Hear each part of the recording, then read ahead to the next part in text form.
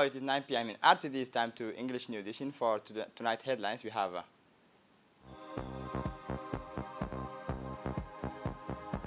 the closing of the discussion workshop on the national strategy of open educational resources.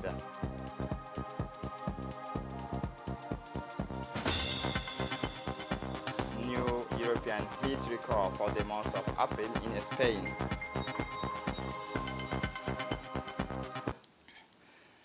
Welcome to our newsroom. The Minister of Communication in charge of Post Telecommunication, His Excellency Radwan Abdullahi Bahdoun, represents the Republic of Djibouti at the 6th Transform Africa Summit, which took place from 26 to 28 April 2023 in Victoria Falls, in Zimbabwe, a country selected from among the applications of 36 members of the Smart Africa Alliance.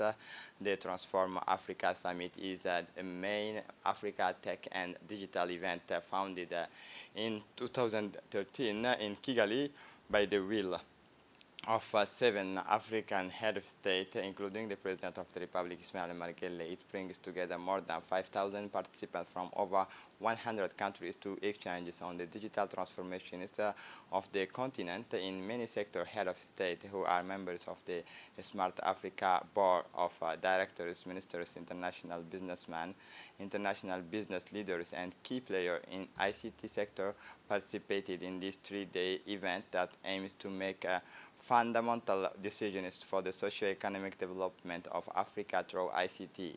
To date, the Smart Africa Alliance has 36 member states, including the Republic of Djibouti and many institutions such as the International Telecommunication Union, the World Bank, the African Development Bank, and many other institutions.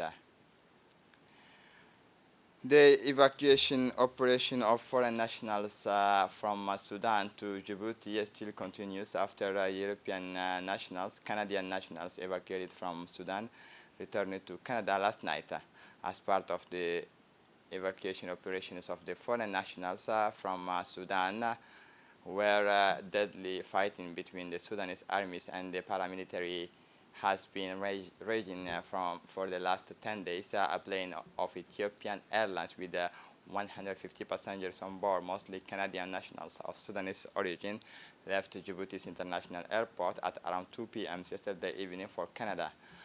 They landed in Djibouti yesterday late afternoon on board a Canadian military aircraft. Arriving at the airport, the security forces responsible for the management and the featuring of passengers, including the gendarmerie police, have facilitated the boarding formalities for Canadian citizens, some of whom were tested by the vicissitude of the evacuations, which took place in harsh conditions. With a sense of relief upon arrival in Djibouti, it is between relief and a deep concern for their beloved countries and their families that these Sudanese Canadian nationals embarked last time. Some of them reacted on the microphones on RTD by experiencing the feeling of for during the embarking from the airport of Djibouti. There, especially in Khartoum. Like we weren't like close to the shooting, but we can still hear it, and it was dangerous. And if it wasn't the Canadian government, we would have been alive because the food, we would have like ran out of food, money, and everything. But thanks to Djibouti and Canada for their help, and especially in Djibouti, they treated us really well. They gave us food, everything, help. They gave us like a really comfy place to sleep too. Like Closing of the workshop on the national strategy of open educational resources at the People's Palace Thursday, April 27, 2023, the Minister of National Education and Vocational Training, Mustafa Mohamed Mahmoud, and his colleagues in charge of higher education and research, Dr. Nabil Mohammed Ahmed, sponsored the closing ceremony of the discussion workshop on the national strategy of open educational resources. The Secretary General of the National Commission of UNESCO, Mr. Mohamed Musa Yabe, took the opportunity to outline the essence of the exchanges within the focus group that have worked on the main lines of development of a national strategy on open educational resources. It should be said that the focus group recommended, among other things, to promote effective, inclusive, and equitable access to quality through the strengthening of digital infrastructure and school and training centers by adapting them to the specificities and especially development of projects to support the acquisitions of equipment and install the infrastructure adapted to the educational environment. A nice presentation that paved the way for the interventions of the reading from the University of Djibouti, who made the point on the creation and use of open educational resources in the file of support to the training of university education by also the application of ICT in the file of e-learning, finally in the file of researches and infrastructure of the University of Djibouti for learning on digital. For his part, the Minister of Higher Education and Research, Dr. Nabil Mohammed Ahmed, said thanked UNESCO and congratulated the experts, professionals of MENFOP and other institutions involved in this collective work of reflection around the national strategy of open educational resources that can offer better learning opportunities to Djiboutians. The same tribute shared by the Minister of National Education, Mustafa Mohammed Mahmoud, who congratulated the UNESCO and the experts professionals of MENFOP and other institutions involved in this collective work of reflection around a national strategy of open educational resources that can offer better learning opportunities to Djiboutians. After the north of the country, the Minister of Trade and Tourism, Mohamed Warsama Diriye, continues the tour on the promotions and development of tourism in the south of the country. The Minister of Trade and Tourism, Mohamed Warsama Diriye, accompanied by a strong delegation, including technical advisors, senior officials of the Ministry of Trade, Tourism, the Director of the National Tourism Agency, Mr. Usman Mohammed, went to the Dakhil city. The city of unity. Tourism sector in the economic development of the countries is a powerful economic engine. The government of Djibouti, under the impulse of the President of the Republic, has made the tourism sector one of its priority. It is in this perspective that the Minister of Trade and Tourism travels to all the regions of the interior to enhance and support the tourist sites through the elaborated project sheets and which will allow to set up a strategy for the 5 years. The Minister of Trade and Tourism visited the different sites and tourist places in the regions of Dakhil, namely the farm of As'ila, the Lakabe and tourist site located at Lakabe. The Minister and his delegation in the presence of the Prefect of Dakhil regions and the President of the Regional Council visited the Neem farm located in As'ila. This place of relaxation has a room, places of entertainment and park. This farm is located in the gardens along a wadi and is on a basis, on all this, whether it is for 1 night or 1 week. A lodge can welcome visitors all years around. A lodge built in the middle of the farm, surrounded by the surrounded neem trees, can accommodate groups of 10 people for couple or families with family, children, and offer a suite located in the palm grove. The surroundings offer the possibility to go to the buggy rides, bike rides, camel rides, or foot, whether it is to explore the Lakabe, visited the archaeological site on the explores the garden. Then the minister visited the Lakabe in the presence of the prefect of Dakhil, Musa Adandrar Musa, and the president of the regional council, Mahad Hussein Wa'is, the president of the regional council, the director of the National Agency for Tourism, Usman Mohammed, and the manager of tourist site of Lakabe of As'ila, Mr. Hamad Lu'ita. The Lakabe, a place of discovery for the tourists, the decor that the Lakabe is also sumptuous, vast arid and silent stretches, burns and arid silent, with salt dotted with needles and pyramids of sandstones at the foot of the needless buzz with hot spring hum, from which steam jets emerge with the forces on the lake. During the rainy season, you can see hundreds of pink flamingo after the visit of Lakabe. The minister visited the tourist camp located at Lakabe. On the spot, the minister received explanations.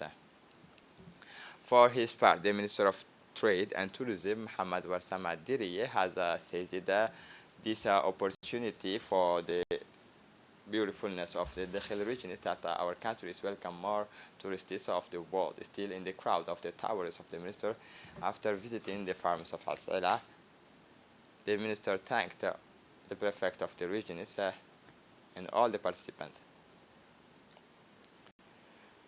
Thursday morning, under the aegis of the Minister of Youth and Culture, Hiba Momin Asawi, and in the presence of the Somali counterpart of culture, took place the closing ceremony of the Book Fair 2023 at the Department of the Library and National Archives.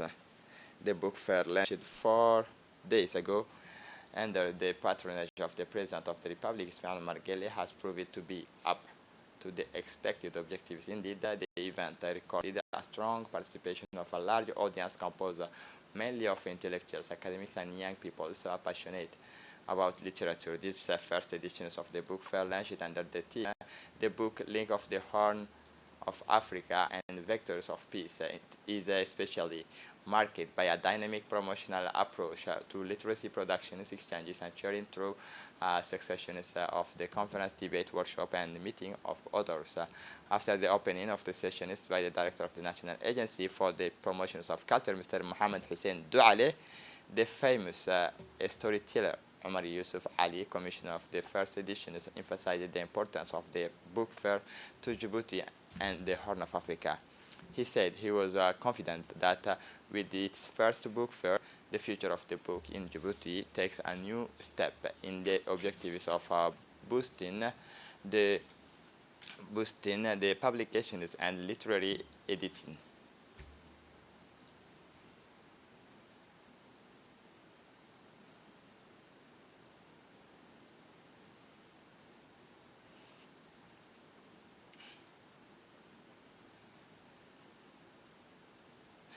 For his part, the Somali Minister of Telecommunication and Culture welcomed the organizations of high-level book fair in Djibouti, highlighting in passing that the Republic of Djibouti has led the groundwork of a partnership of countries in the Horn of Africa in the socio-cultural, linguistic promotion, solidarity, sharing the cultures of peace and development of the cultural and creative industry.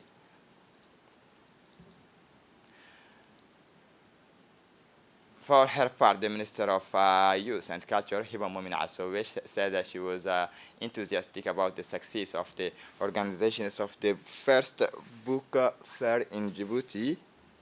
And indeed, through the program of this fair, we have witnessed the enriching exchanges, debate of ideas, inspiring readings, and moments of sharing that have reinforced our love for words and books.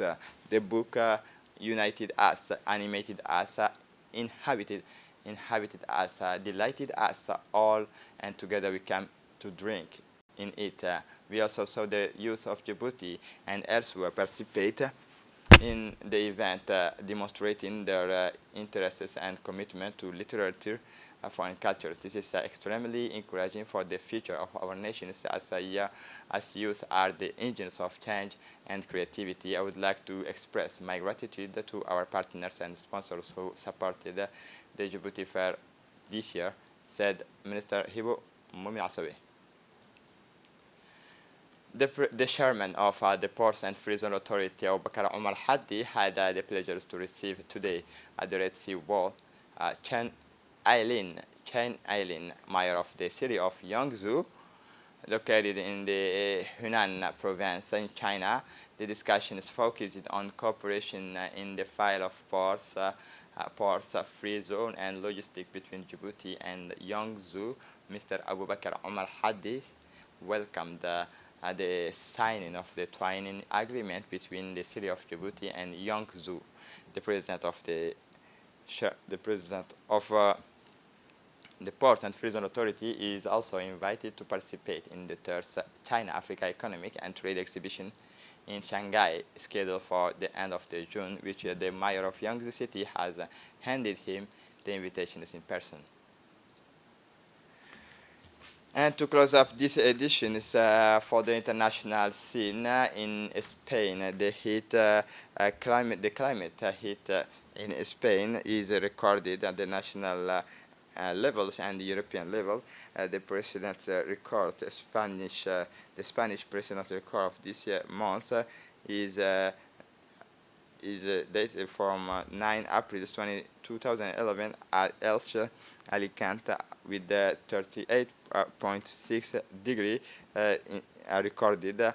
Faced in the heat of exceptional heat in the countries, the Minister of Health, the Spanish Ministers of Health, proposed to the regions to advance in the 5 May activations of their plan of heat, who will in terms the surveillance and population is fragile and adapted. The hours at the schools, and Madrid is accepted to activate his plan of heat this Wednesday, 26 April. This is it for the news. Thanks for watching us. Have a good evening.